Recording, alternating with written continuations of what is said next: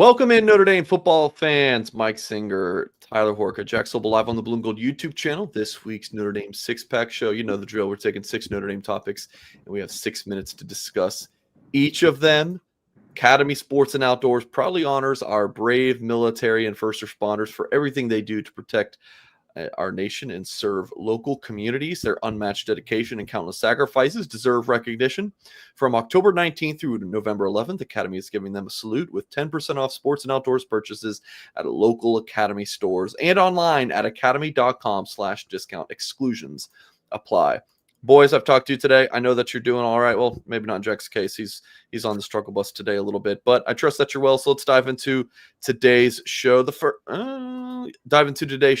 Starting off with reflecting on the Boston College game. Tyler, I know you rewatched it. Anything new to kind of learn rewatching that contest?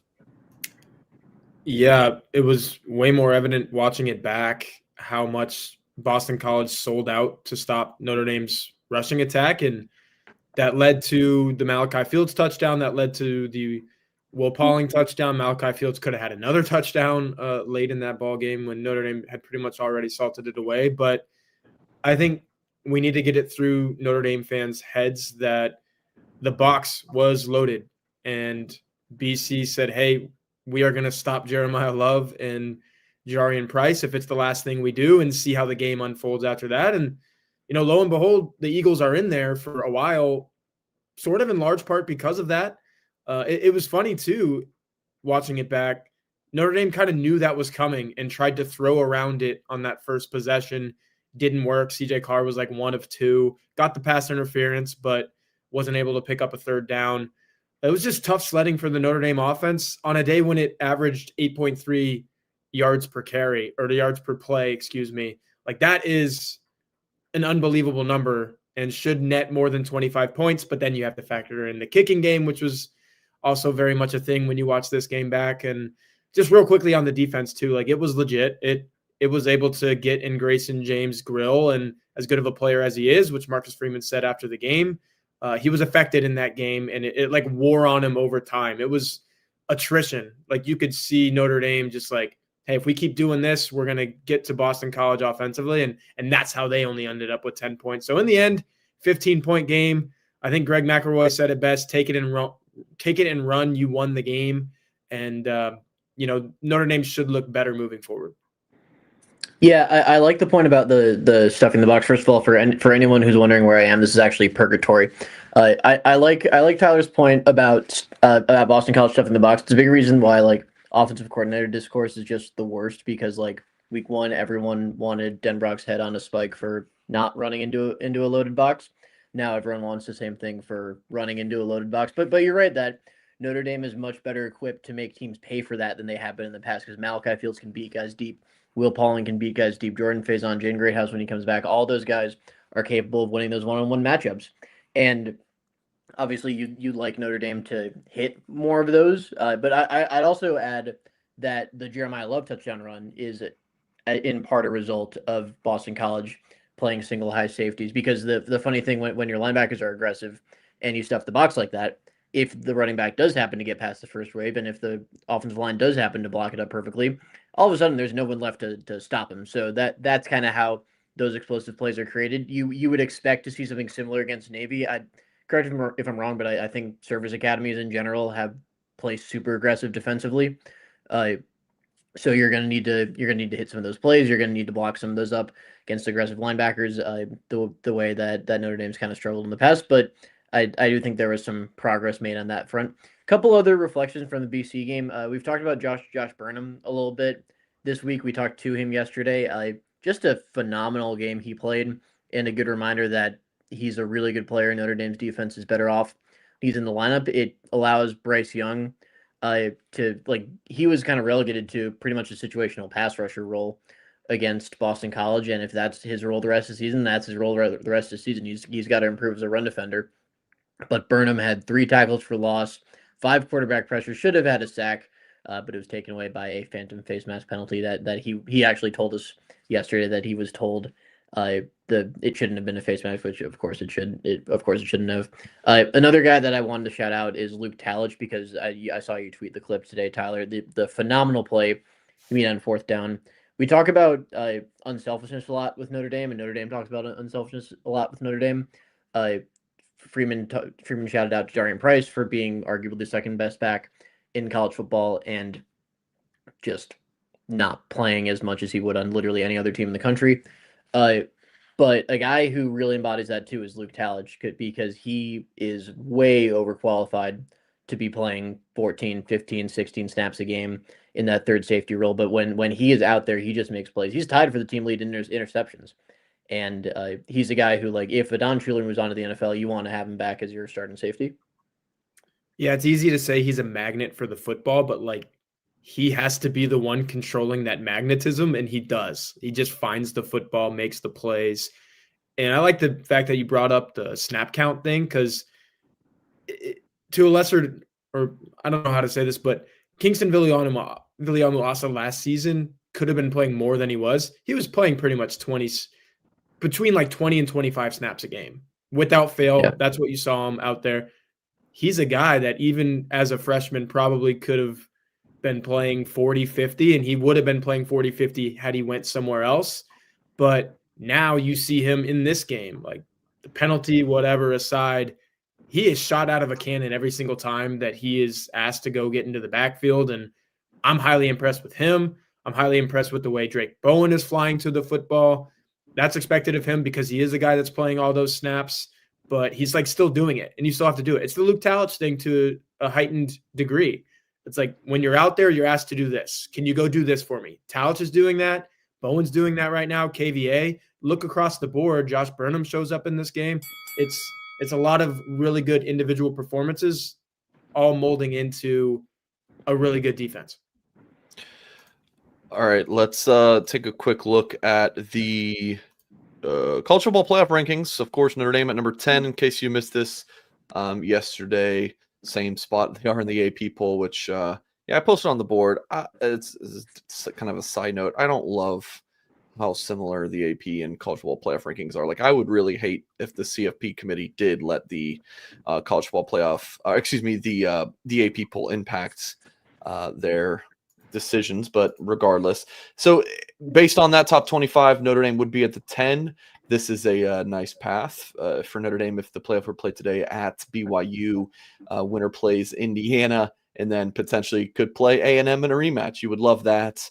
But chances are Notre Dame, probably moves up to the 8 or 9 spot. So, I'll give you the floor, Jack. We heard from Tyler about this last night, and this segment, I actually have 2 segments on this.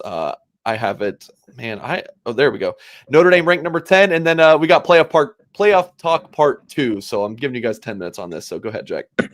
Yeah, this is probably about where we expected Notre Dame to be, maybe on the high end of where we expected Notre Dame to be. But I surveyed 18 projections on Sunday, and I believe 12 had Notre Dame ranked number 10.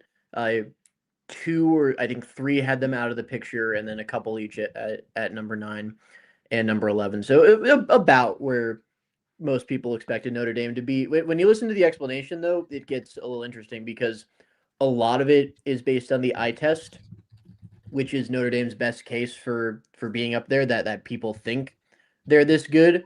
They obviously don't have the quality wins that some of these teams have, like a Texas or an Oklahoma or even Miami beating Notre Dame. Frankly, I thought Miami at number 16, especially given where Notre Dame ranked, was probably the most controversial decision that the committee made. But sticking with Notre Dame here, like when your case is made to be this high with looking good, you need to continue looking good. So obviously, if the Boston College game was a fluke, then that's one thing, and obviously the committee thinks it is right now. But if you have a couple performances that look like that, even in wins, then you can go down, and that's a big thing that I took away from what the committee said about Notre Dame. Yeah, and the fan bases around Notre Dame in the rankings are going to cherry pick the stats and the metrics that make their cases for being ranked above Notre Dame look prettier and whatnot, whatever adjectives you want to use. So like Texas and Oklahoma right behind Notre Dame, right? They both have 2 victories against teams that are currently ranked in this poll, this first CFP poll. Notre Dame obviously only has the 1 against USC. So I've heard a lot of people pointing right at that and saying, well, what the heck is this about? And to those fan bases, and really those 2 in particular, I'm like, hey, you've got a shot to be 10-2 at the end of the regular season, just like Notre Dame has a shot to be 10-2. And your 10-2, Notre Dame fans don't want to hear this, will mean more. It just means more than Notre Dame's 10-2. Like the path that Texas has to go through to get to 10-2. My goodness, they're probably not going to be 10-2, and that's going to work just fine for Notre Dame. Oklahoma, good luck at Alabama on Saturday. You're probably not going to go 10-2. So it's like I hear those fan bases cries, but listen to Marcus Freeman when he says, hey, we're just about taking care of our own business because that's all we can do. Like Texas and Oklahoma, you better take care of your own business or else you will not have a shot at me. Like one more loss, you're not making this college football playoff. So like that's when you get into the minute conversations and comparisons of, okay, who's Notre Dame right in front of? I'm also intrigued by who Notre Dame is right behind. Like there's a couple of Big 12 teams, BYU and Texas Tech. That conference can cannibalize itself. I think it did last year. It might do so again. Like those 2 teams have to play each other this weekend. Interested to see whichever one does take that loss. Are they still ranked ahead of Notre Dame? Game flow might dictate that. So somebody in the chat said there's so many different things that can happen between now and the poll that is going to determine this bracket. That is 100% true. But Jack, we do get a little bit of an idea of like where this is going. And you made the point with Miami, like the committee clearly thinks way higher of Notre Dame right now than it does Miami. Even though Miami beat Notre Dame, what feels like 2 years ago, it was only 2 months ago. But like that, the course is set for these teams. And Notre Dame being in the field right now, if the playoff would start today, I think that is something. I think that does matter. So like keep taking care of your own business and maybe you're in good shape. Yeah, that does matter. And I mean, with Miami, like it's a very what have you done for me lately committee. It feels like because like Texas and Miami's resumes are pretty dang similar. And Miami has a win over a common opponent, and they still put Miami. It's one thing to have them behind Texas and Notre Dame. I don't think a lot of people would argue with that, but to have them 8 spots behind Texas and Notre Dame, that was eye opening to me. I think that the committee obviously hates the ACC. All of those teams are lower than I would have expected. They really like the Big 12. Although there's going to be a head-to-head game between BYU and Texas Tech that the loser probably drops behind Notre Dame. With Texas and Oklahoma, like, yeah, you're right that if Texas beats Georgia, they're jumping Notre Dame. If Oklahoma beats Alabama, they're jumping Notre Dame. Now, Texas can beat Georgia when Texas was a better team last year, and twice, yeah, correct. and Alabama's going to be pissed off against Oklahoma because they're going to remember what happened to them last year when they went to Norman, and that game's in Tuscaloosa. So do I think those teams are going to win those games? No. But if they do, they are jumping Notre Dame. So just be prepared for that reality. I think if you're Notre Dame, what you take away from this is, first of all, nothing, because Notre Dame isn't going to concern itself with what the committee thinks right now. But from what we should take away from this is that Notre Dame just got to keep taking care of business and do it in the way that you did against Arkansas and Boise State and NC State, not the way that you did against Boston College. Yeah, and that goes right in line with what we saw last year. It was at this time last year, Notre Dame knew, well, no, really, style points were less of a thing last year, just win. But you could kind of tell that they wanted to win big, and they did, and that should be the same thing this year. Win big, and you'll be fine.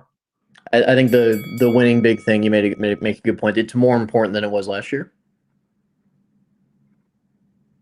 You guys keep going. You guys are back on the clock. Oh, okay. Other playoff takeaways, maybe? Yeah, like rankings, bracket, whatever. I don't know if you have anything you want to. Let me pull up the full rankings.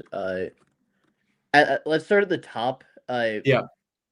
I was curious to see if the committee would change anything from what the AP poll did. They did not, and that was also like largely based on, I don't want to say vibes like Ari Wasserman did, but largely based on the eye test.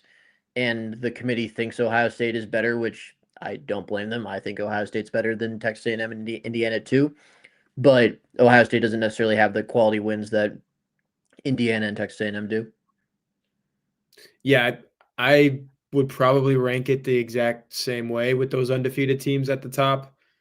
Ohio State gets the benefit of the doubt, man. They're the defending national champion, and everyone's saying that they might be better and more talented this year than they were last year. Like, that screams number one team in the country to me.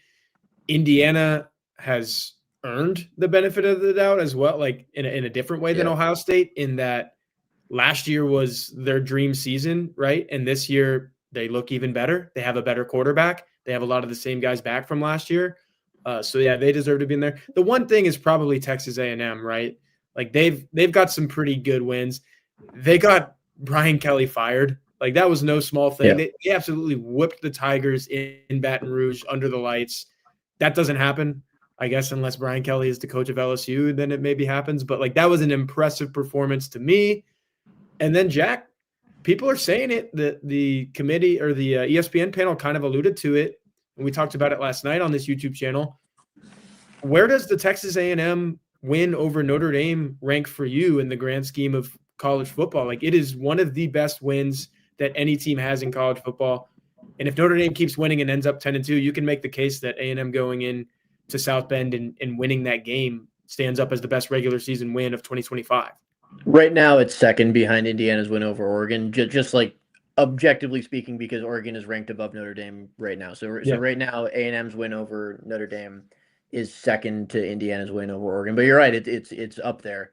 It was interesting when the committee was asked like what it thought about A&M. It was like they were in the conversation with Ohio State and Indiana, but we didn't like their defense as much. We didn't think they were as complete of a team. Whereas then Ohio State, it's like, man, they're so explosive. They have so much talent on both sides of the ball. It's very eye testy with what they have said. I'm not necessarily saying it's a bad thing, but I don't know. I feel like with this committee, we might be talking about like the quality of your wins a little too much, and not enough about do you look good for the committee. Well, that last part is the eye test, right? Like yeah, that's the eye test, and like a lot of people when I've said it's the eye test have pointed to like ESPN and ESPN FBI and SP Plus, but those aren't resume rankings. Those are predictive metrics, which basically means they're quantifying the eye test. And Notre Dame looks very good in those as well. It's also funny to me, not funny for Notre Dame fans for sure, because it does keep coming up. But like as Texas A&M keeps ascending, and we're talking about them as literally maybe the best team in the country, maybe having the best win of any team in the country, that win was aided by one of the worst non-holding calls I've ever seen. Notre Dame dropping an extra point. And there's so many things that happened in that game. For Notre Dame, I need to tell the fans right now, don't give up 41 points on your home field and you don't lose that game. Like, that's where it starts for me. But it is kind of interesting that we are talking about A&M this way, and rightfully so. And that game was so bonkers. Like, Notre Dame could have easily won that football game. Could have easily won that game more so than the Miami game. And the Miami game was lower scoring, like lower variance. Yeah, Miami controlled most of that game. And then Notre Dame just mounted the furious comeback. So I would give them more credit for the A&M game. Yeah, I haven't really said my piece on Miami. I'm fine with the 18, but I will say this. When I saw Miami at 18, and I was like, okay, this is what the committee think, because they do it in reverse order, right? Starting at 25, going up. I saw Miami at 18. I was like, oh, no, Notre Dame is going to be in that like 12, 13, 14, 15 range if that's what they think about Miami. Yeah. And, but it turned out, like Jack, like you said, you wrote the story on and you were on the conference call with the CFP committee chair. Everything I heard from that guy, who's Baylor's AD, right? Baylor's AD, yeah. The committee loves Notre Dame. Like, it sounds like the committee really likes Notre Dame. So the thing for Notre Dame is, we talked about it a little bit earlier, just win and convincingly if you can. Like Greg McElroy, I bring up what he said again. It's impressive that Notre Dame had its C game, maybe even like worse than that D game, whatever you want to call it, at Boston College. Still won by 15 points, get out of there. You'd rather see the A game. Because if Notre Dame plays its A game the rest of the way, the committee's going to love that. And 10-2 Notre Dame is absolutely getting into this thing. But with the Miami thing again, it's what have you done for me lately, right? Yeah. It's because Miami was a much better team in week 1 than they are now, and that's why they're down. They're down right now because I don't think I think the committee is still giving Notre Dame a ton of credit for the quality loss to Miami, as if Miami was still up there, because the inconsistencies we've seen from Miami didn't come until later. Yeah, that's fair. You got to have a big brain way of going about it if you're gonna say that. But yeah, like Miami on that night beats a lot of teams, and it beat Notre Dame. That is the logic the committee went with, because they said like we thought Notre Dame, weren't as good defensively, but they've been better recently. And they're judging Notre Dame's defense off of what they've seen recently. You know how like with this YouTube TV, ESPN crap, it's like so many streaming services and crap. Like just bring back cable. That's kind of how I'm feeling about the committee right now. Random. Okay, there. Bring back the BCS. I don't know, bro. Like just like the BCS and the committee were so close anyway. It's like, why not just bring back that was eye-opening when you showed that, like how close they were. Which I think the BCS used the coaches poll. I want to say here's the thing about the BCS. What if we fielded a 12-team playoff based on the CP? Everyone hated the BCS because it came down to 2 teams, and if you're that third team, it's like we got screwed. It's the same thing with the playoff field. If you let a computer decide 12 teams, the 13th team has a lot less of an argument than that third. The third team's really good. It can probably win a national championship. The 13th team, screw it anyway. I'm just kind of like, I don't know, like as we're talking about the eye test being so important, like who is on the committee? A bunch of ADs, like now they're deciding. Like I don't know, man. At least I would rather them look through resumes than and stack all of that than letting these guys decide it based on football. That is my opinion on it. That's fair, but if you have that opinion, then you think Notre Dame should be lower. At least the committee, by the way, like watches a lot of football. The AP poll, bless Eric Hansen's heart and everyone else who has to vote on it. They can't watch all the football. Which is exactly why I said earlier, I don't like how close the two were, because do they let the AP poll influence them? And if they do, Koki Riley at the Baton Rouge Advance is terrible. And he gets flamed every week. And I think rightfully so. And it's like we're letting the committee be influenced by Koki Riley. That does not sit well with me. I don't think the committee gets influenced. I think it's more coincidental. I hope so. I would say it's more coincidental. It is a new committee, though, and like usually in the past we saw pretty big differences. We didn't see very big differences this time. They got time to show their own lines of thinking here. That was only the first one. Before we move on from the playoff talk, I know that Ari Wasserman has been very much in the crosshairs for Notre Dame fans. I think we're just getting hung up on what he's saying that upsets us. But like, I know I've talked to Ari on this channel. I've talked to Ari privately. The guy does not hate Notre Dame. I think if he's in the committee room, he is just heavily weighing the head-to-head, whereas the committee is not. I mean, that's just really what that boils down to. But let's move on if that's good with you guys. Sure. Navy is coming up. Notre Dame's 25.5 point favorite. Jack, stopping Navy. What's the vibe inside the Goog? Talking to the the players and coaches this week. Yeah, I mean, same as it is the past couple of years. Like they're obviously taking Navy super seriously, particularly a Navy team that's as explosive as this one is. I feel like this isn't as much of a misconception as it was last year, but like this is not a Navy team that's gonna take 11-minute drives and try to get you into 4th and 1 and 3rd and 1 and just grind you to the bone like that. This is a Navy team that's good at that hunts explosive plays. Blake Horvath is, I think, 3rd in the country right now in rushing plays of 10 yards or more. Navy as a team is way up there in rushing plays of 20 yards or more. Obviously, like any Navy team, when they throw, they throw deep. Eli Heidenreich, the slot back, is really good at that. So obviously, Notre Dame had a ton of success last year against Navy, but a lot of that was unforced. The big key for me is limiting the explosives, because if you limit the explosives, eventually they're probably going to make a mistake like they did last year. The trick is just not letting Horvath go for 60 yards. The thing about playing against Navy, and we even saw it against Army last year, is it's a volume-based rushing attack, so they are going to end up with a pretty big number in that rushing yards total. And that's the reason why Navy is the best rushing offense in the country if you look at rushing yards. Well, I'll push back on that a little bit because they're also number 1 in yards per carry, which they were Yeah, not. no, I wrote that in the preview. It's volume and efficiency with them this year. But like, if you're a Notre Dame fan, if they run for 300 yards, don't say we had the worst day ever. Look at that yards per carry mark, because that's going to be the telltale sign of the day. Like, I think Army went for 250 or whatever last year, whatever it was. And what was the quarterback's name there? Because he was just like Blake Horvath. He was a gamer. He was good. The Army quarterback? The Army quarterback? Yeah, Bryson Daly. Yeah, Bryson Daly. And he rips off a long one at the end, so it kind of inflates those numbers. But still, even with that run, Notre Dame ended up holding Army to around like 3.1 yards per carry. It was their lowest yards per carry day of the season. And like, that's what you want if you're Notre Dame.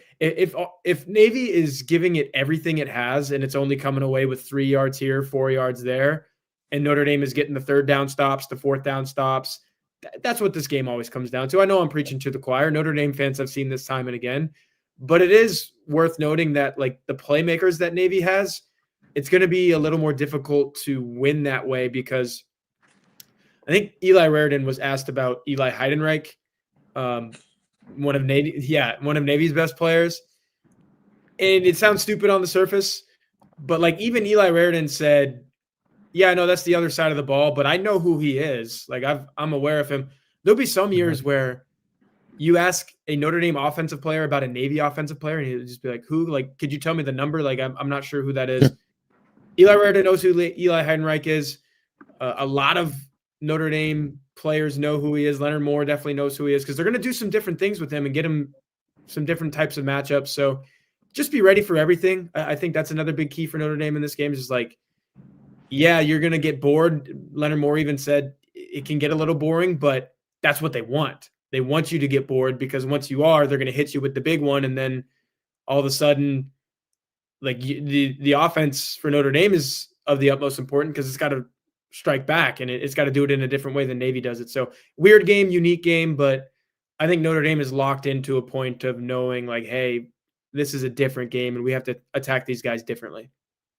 Yeah, I want to mention a few Notre Dame players. Like there's no like Greer Martini, who's a linebacker back in the BK days, who had like 20% of his tackles against Navy throughout his career. There's no one like that, but there are a few guys who last year played more against Navy than they did against everyone else, or at least a higher percentage of the plays. It was Schuler, who obviously played a ton, but he often split some time with Rod Hurd, and Rod Hurd only played 2 snaps against Navy. Tui Helmach and Burnham were the main ends Notre Dame used. Just super assignment sound guys, tough against the run, smart. And Jaden Osbury was their most utilized linebacker. They like him as that outside backer to kind of stop the pitch. So those are the guys to watch on Saturday. I think with their offense, like they will run some of the traditional option, but they will also run a ton from the gun. They will run some jet sweep veer action. They will do some crazy stuff where they line up one of their other quarterbacks as like a flanker, and then have him run a jet sweep and take the ball from Horvath and then throw it. So they really do some crazy stuff offensively, but obviously the principles of defending the option, I think, are the same as they are in any other year. Sorry. Brent Smith says keep Jalen Stroman off the field. Am I crazy to think that like he could just pop off in this game getting downhill? Or he's got to obviously show in practice that he understands the intricacies of it, like fitting. But dude, he could make some thumping type plays in this game. It's less speed downhill and physicality as much as it is staying in the right spot. Yeah. And like the transfer safety last year, like I said, Hurd only played 2 snaps, so we'll see. Yeah, I think you hit the nail on the head. And like the last thing is Donovan Heinisch has been here for a while. He knows what he's doing. Jordan Botello, Jalen Sneed, Joshua Burnham, like the guys that have been here, Drake Bowen even, are the ones that should show up in this game defensively for Notre Dame. BC, really appreciate the $5 super chat. So yeah, obviously Navy, somewhat of a test for the Irish. Do expect that Notre Dame will role in that game. And then, a perfect November, right? We're talking about playoff, and we're kind of assuming that Notre Dame runs the table. And you know what they say about the word assume. So, I mean, how nervous are you guys? I don't know if nervous is the right word, but looking at Navy, Pitt, and then I mean Stanford and Syracuse are atrocious. But so I really guess it's just Pitt. Looking ahead to that Pitt game, guys. What do you think? And then also, might I add, Jack, how good Freeman's been in November.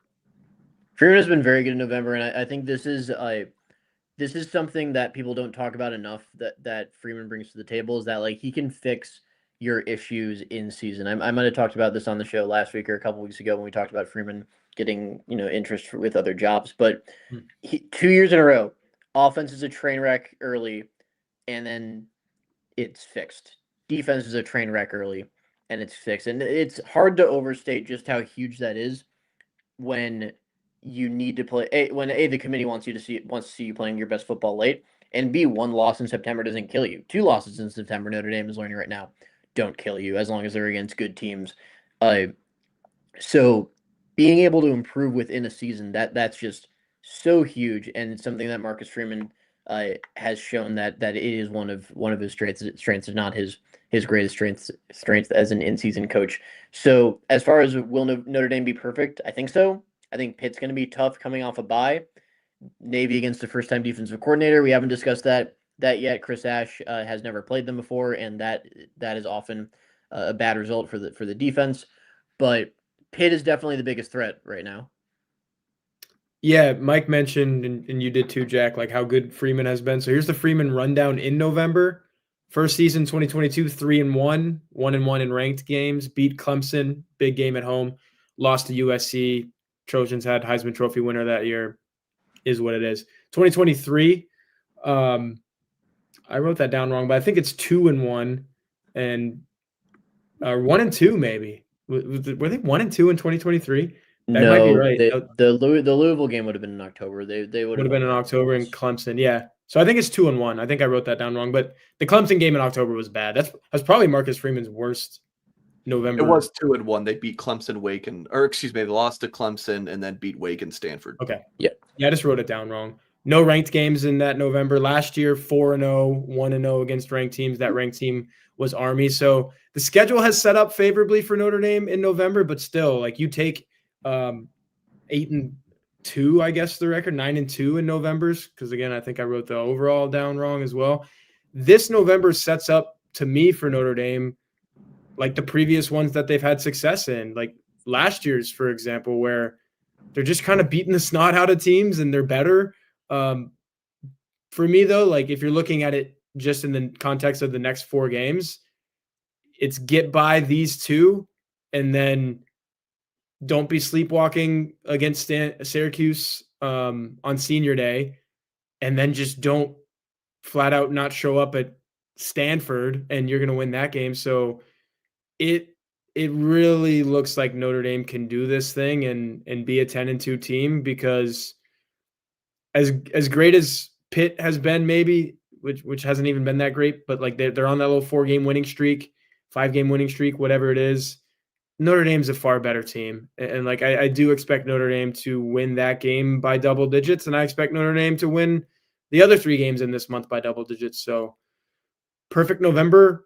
Yes. Notre Dame's going to end up, to me, in my eyes, old takes expose me, whatever, going to end up being perfect since mid-September. It's another one of those 10-game winning streaks for Notre Dame, just like we saw last year. If you have me pick the rest of the schedule. I think regarding Pitt, they've obviously found something in their freshman quarterback, Mason Heinschel.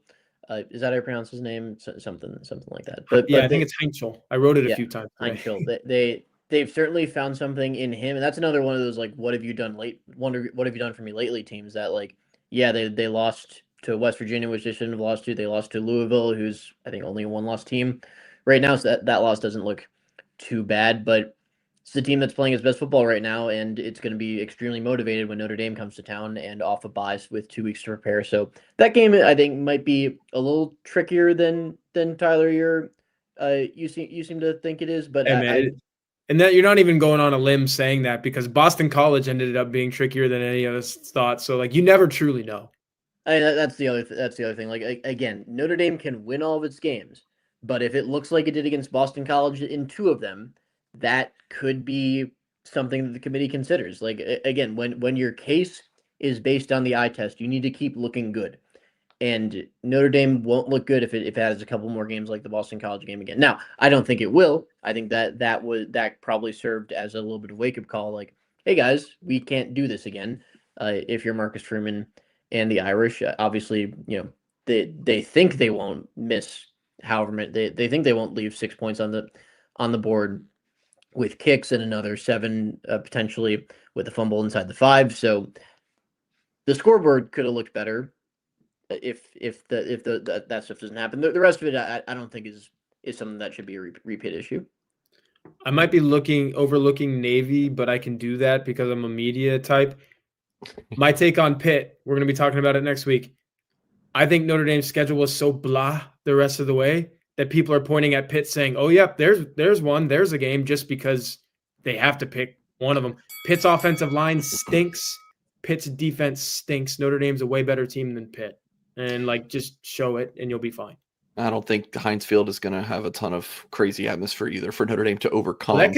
Sometimes that backfires. If it's that's true. All right. So early draft discussion, Jack, I want you to take the lead on this. Like Notre Dame players who could potentially leave early. Like Tyler said, we're media type, so we can talk about this. I'm going to reset the timer just a little bit. And then I know we wanted to talk about the Auburn series being scheduled after we're finished with this, but I got to get going after this topic. So if we can kind of squeeze that discussion in here as well. Notre Dame signing a home and home with Auburn 27 and 28. So go ahead, Jack. Yep. I love that. Auburn is one of the best game day atmospheres I've ever been to. Jordan Hare is great. If they nail this coach hire that they're about to do, then that should be a really fun game and a really fun atmosphere. 2027 and 2028. Regarding Tyler, you want to say something real quick before we go into the NFL draft? Echo everything you said about Jordan Hare. When Auburn's good, it's a really good place to be in college football. So that'd be cool. Even when Auburn's not good, Notre Dame goes down there. In college football. What'd you say? Even when Auburn's not good, it's the game I went to was late stage Brian Harsin. The atmosphere was still fantastic, which is really a sign of a great fan base. I think I got to see Bo Nix actually, which was pretty cool. Oh, very nice. So regarding NFL draft decisions, 2 guys. The guys we know are gone are Fields, Pauling, Raridan, Botello. Rubio's out of eligibility. Anye might not be. I guess we learned a couple weeks ago. Devontae Smith out of eligibility. Jared Dawson out of eligibility. So not a whole lot of guys who are out. Now, of course, they're the Jeremiah Loves of the world, who we definitely know are gone. Jadarian Price, I think 95% gone at this point. He's getting enough buzz. And even if he wasn't, I know he could come back and be RB1. That doesn't affect things nearly as much as you guys think it will. He will get drafted. Regarding the rest of them, there are a few guys who have, I think, big decisions to make. In no particular order, Emil Wagner, Boubacar Traore, Drake Bowen, Adon Schuler, and Christian Gray. Those are the 5 that I will be watching moving forward. Did you mention Billy Strouth in there or no? Oh, I forgot about Strouth. I think Strouth is leaning gone as well. Yeah. I think, but he has the decision. But I would lean heavily towards gone more than the others. I think he would go. If Ashton Craig stayed healthy this season, I think he was a candidate to maybe stay. Yeah, absolutely. But do you think he comes back because he only played 4 or 5 games this year, and he's like, I want to run that back full season? Yeah, he probably will want to stay healthy for a full season before he lets teams evaluate him. And I feel like offensive linemen kind of need that buzz to go. Like Charles Jagasaw couldn't Charles Jagasaw technically get out of here? He could, but not enough tape at this point. You need like more than 3 games 4 of games. tape. Yep. I like all the guys that you say, but Strouth is the one that caught my eye. Jadarian Price definitely caught my eye. I was interested by the 95% number, and obviously that's just kind of throwing something at the wall there, right? But it might be close to that with Jadarian Price, I feel like, because you make a good point about, oh, he can come back and be the number one. Dude, if you can get drafted in the NFL as a number two, a career number two, not even a career number two, because he's spent some time injured. He spent some time as a 3 or 4 or whatever he was. Like, you have to take that opportunity, and less wear and tear, less tread as a running back, man. Go be able to do something and maybe earn that second contract if you're Jadarian Price. Yeah, and then the guys that you said, I think that's probably it to me. It is important to realize who is definitely out of the eligibility, though, and you laid those guys out too, right? I think Jalen Stroman was one that you might have missed, but you probably don't need to mention him in this this segment as it's talking about the NFL draft. The one that really fascinates me is Traore, because like he could probably leave and be a day 2 pick, but come back, and I think there's a pretty good shot he can be a day 1 pick, and that's the one that, and he's at a position that tends to age pretty well, so I wouldn't be concerned too much with age, but his ceiling is super, super high if he comes back for another year. Yeah, you need to tell Brent Smith that Boubacar is a redshirt sophomore, which means he's been here for 3 years, so he can go if he wanted to. Kind of reminds me of Isaiah Foskey in that after his 3rd year on campus, that was one of those 11 sack seasons. He could have gone, but he said, you know what, let me run this back. Yeah. And I get it, his pro career hasn't gone the way that he wanted to, but he improved his draft stock by coming back to Notre Dame and having another 11 sack season and becoming the all-time sack leader. Like, I agree with you. Boubacar Traore comes back. Next year is like the put it all together year for him, right? Yeah. Like he might be Leonard Moore would still be around, which is crazy. Notre Dame gets another year of Leonard Moore. It feels like he's been doing his thing forever now. It's only been a season and a half. But Boubacar Traore would be up there for like, and he already is. Yeah.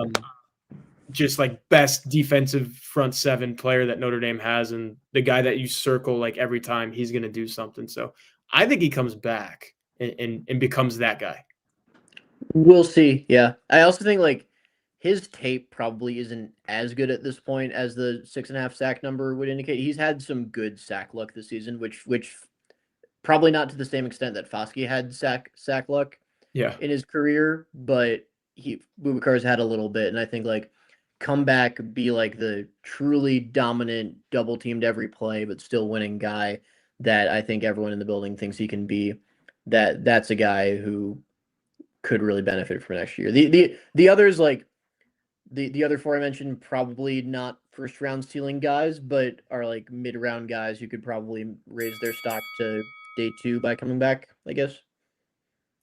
All right, that is going to do it for this week's show. If you're just tuning in live, rewind, watch from the beginning. You saw on the side of the screen there all the different topics we discussed. So make sure you do that if you're with us live and just tuned in. Hit the thumbs up, of course, on this video. Subscribe to the Blue and Gold YouTube channel. Next show will be tomorrow, Thursday, 1 p.m. Eastern time.